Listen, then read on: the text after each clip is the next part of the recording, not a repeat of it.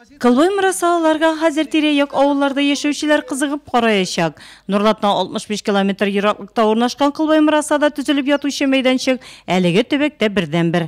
Бірге жиылы футбол ярышлары уздыру үшін хешексіз бұл ауылға жиылачаклар.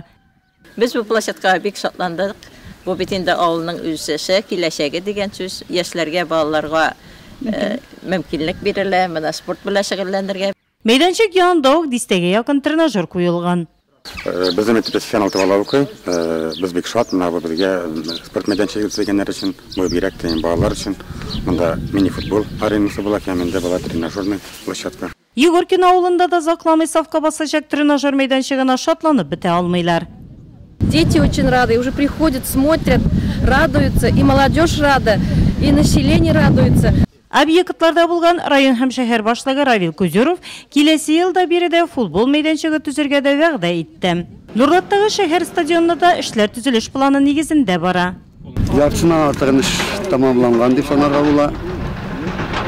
Дөресен әйткәндә, авыр эшләр бетте, график канаяны сыйышып бетерде дип уйлыйбыз. Подрядчылар Газвод строй җәмгыяте төзүчеләре район башлыгына объектны августның 1-нче кварталында файдалануга тапшырырга ышандырдылар. Район башлыгы Равил Кузеров җаваплы затлар белән берлектә Нурлат аграр техникумында ремонт эшенең барышында карады. Биредә дә эшләр алдан планлаштырганча бара.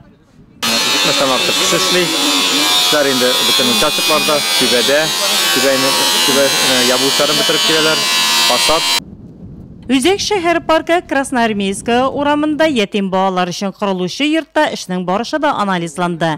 Шулардан чыгып нәтиҗәләр ясалды. Ерепкинең авылында төзелгән яңа объект күп функцияле үзәкне файдалануга бирү сроклары да тәгаенләнде. Ул Уяв Чуаш милли бәйрәменә һичшиксез ишекләрен ачачак. Отделочные работы, все уже здесь подходит к концу. Осталась финишная и покраска. Бригада очень аккуратная и старательная, очень культурно работает.